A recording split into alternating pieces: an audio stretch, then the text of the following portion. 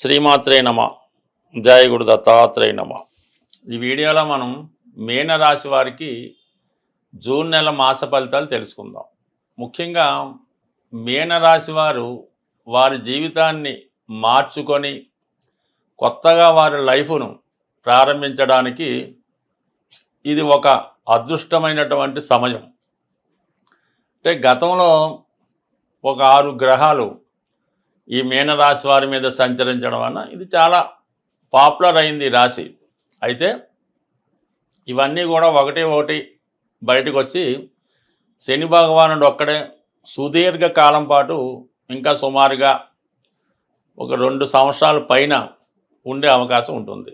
అంటే కంప్లీట్గా మిమ్మల్ని మీరు సంస్కరించుకొని మీలో ఉన్నటువంటి బలహీనతల్ని తగ్గించుకొని పోరాడేటట్టు ఉండాలన్నమాట. అంటే ప్రతిరోజు ఒక క్రమశిక్షణతో ఏ రోజుకి ఆ రోజు ఆ గతంలో జరిగినవి ఆ ముందు రోజు జరిగినవి బేరీ చేసుకొని అందులో ఏమైనా మైనస్లు ఉంటే వాటిని తగ్గించుకొని ఏ రోజుకి ఆ రోజు మీ లైఫ్ని ఇంప్రూవ్మెంట్ చేసుకోవడానికి ఇది ఒక సమయం.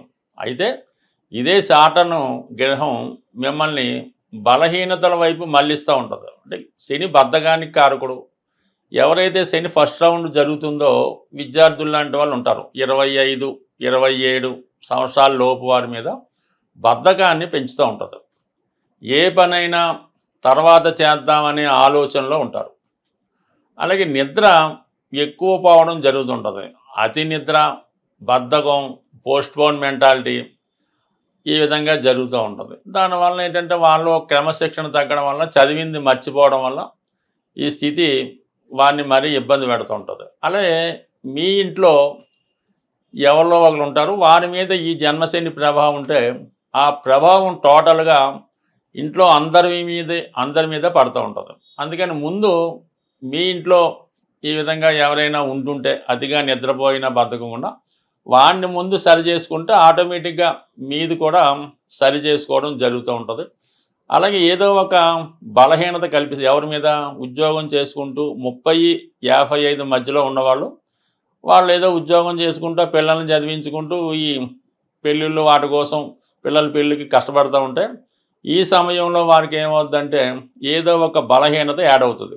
అది తాగుడో, ఈ పేకాటో, లేదంటే ఏదైనా ఒక స్త్రీ మీ జీవితంలో ప్రవేశించడం, లేదంటే మీరే ఒక స్త్రీ అయి ఉంటే ఎవడో ఒక మగవాడు మీ జీవితంలో ప్రవేశించి వాడి దరిద్రం అంతా వాడి పిల్లలు సరిగ్గా చూడలేదని, పిల్లలు సరిగ్గా మాట వినటం లేదని, చాలా ఇబ్బందులు పడుతున్నానని, భార్యకి అనారోగ్యం అని ఇలాంటి మాయ మాటలు చెప్పి మిమ్మల్ని వలలో వేసుకోవడం, మీరు మీ ఇంటి సమస్యలను పక్కన పెట్టి వాడేదో ఇబ్బందుల్లో ఉన్నాడని వాడికి సహకరించడంతో టోటల్గా స్ట్రగుల్ అయ్యే అవకాశం కూడా ఉంటుంది. నిజంగానికి వాడు ఏముండదు, కేవలం ఈ విధంగా మిమ్మల్ని మభ్యపెట్టి మీ దగ్గర ధనాన్ని లాగడానికో మీ జీవితాన్ని నాశనం చేయడానికో వాడు తయారవుతాడు.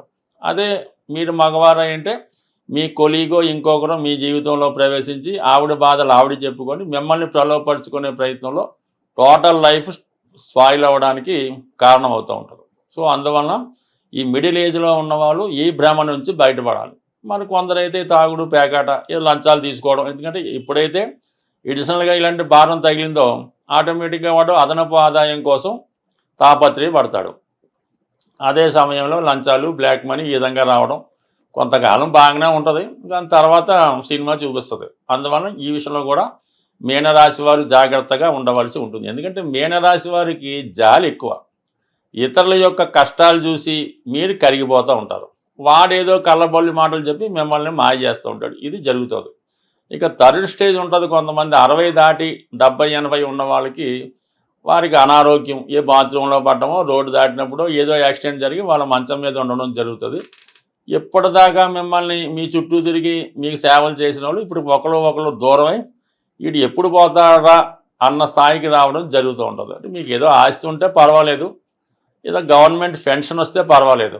ఈ రెండు లేకుండా మీరు ఇతరుల మీద ఆధారపడి ఉంటే మాత్రం కంపల్సరీగా మీరు చావు కోసం ఎదురు చూడటం, మీ కుటుంబ సభ్యులు కూడా దానికోసం ఎదురు చూస్తూ ఉంటారు. ఈ విధంగా స్ట్రగుల్ పడే అవకాశం ఉంది. కాబట్టి ముందు మీనరాశి వారు వ్యక్తిగతంగా వారి ఆలోచనలు, వారి అలవాట్లు ఏది విధంగా ప్రలోభపడకుండా సిన్సియర్గా క్రమశిక్షణగా ఉంటే వారికి చాలా వరకు మిగతా గ్రహాలు సహకరిస్తాయి. దానికి ధనస్థానంలో శుక్రుడు కంపల్సరిగా కుటుంబంలో శుభకార్యాలు జరుగుతాయి.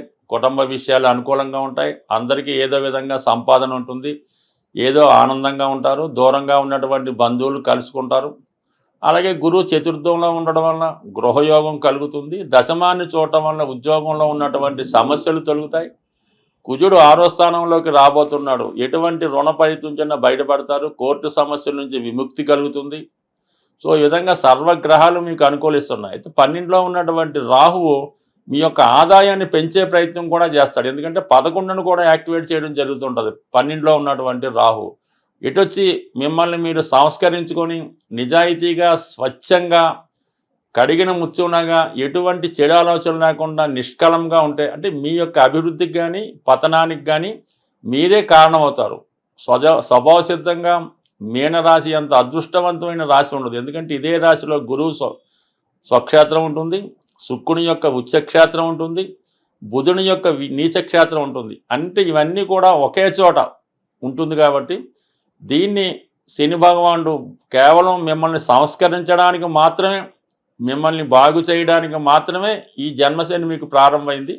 దాన్ని మీరు వేరే విధంగా అర్థం చేసుకొని శనిని నిందిస్తే మీ యొక్క అధోగతి పాలు కాక తప్పదు.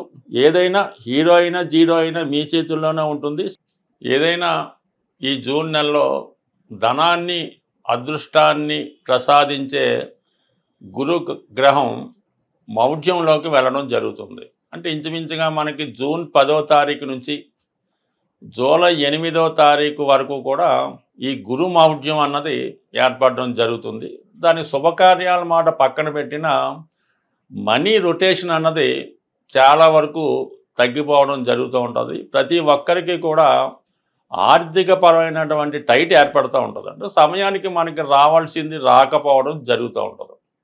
సో ఏదైనా ఏ గ్రహమైనా మనకి అనుకూలమైనటువంటి ఫలితం ఇవ్వాలంటే ఆ పరమేశ్వరుని యొక్క అనుగ్రహం తప్పనిసరిగా ఉండాలి.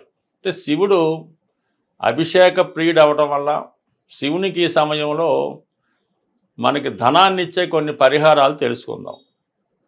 అందులో ముఖ్యంగా శివునికి ఈ మారేడు దళములు సంపాదించి అవి నీటిలో వేసి ఆ జలంతో అభిషేకం చేయవలసి ఉంటుంది. అంటే మారేడు దళములు వేసినటువంటి వాటర్తో అభిషేకం చేయాలి. దాని తర్వాత ఏంటంటే రుద్రాక్షలు కొత్తవి తెచ్చి నీటిలో నానబెట్టి ఆ జలంతో అభిషేకం చేయడం వల్ల ఎంతటి కష్టమైనా పోతుందన్నమాట. ఆఖరికి పెద్ద క్రైమ్ అయినా పోతూ ఉంటుంది.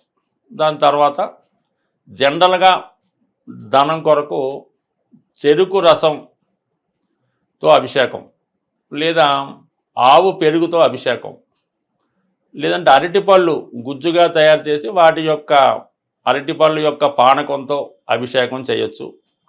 దీని తర్వాత ఏంటంటే లక్ష్మీ అమ్మవారికి శుక్రవారం రోజు ఎరుపు రంగు పూలతో అలంకరించి పూలదండ వేసి మరి చలిమిడి వడపప్పు పానకం నైవేద్యంగా పెట్టి ఈ ప్రసాదాన్ని ముత్తైదువులకి, కన్య పిల్లలకి, 12 సంవత్సరాల లోపు పిల్లలకి మీరు వాళ్ళకి ప్రసాదం ఇవ్వటం వల్ల, అంటే ప్రసాదం అంటే ఏదో కాకుండా సంతృప్తికరంగా ఒక ప్లేట్లో చక్కగా ఈ వడపప్పు చలిమిడి పానకం వేసి హ్యాపీగా తినేలాగా పెడితే కంపల్సరీగా మీకు ఆ ఫలితం రావడం జరుగుతూ ఉంటుంది.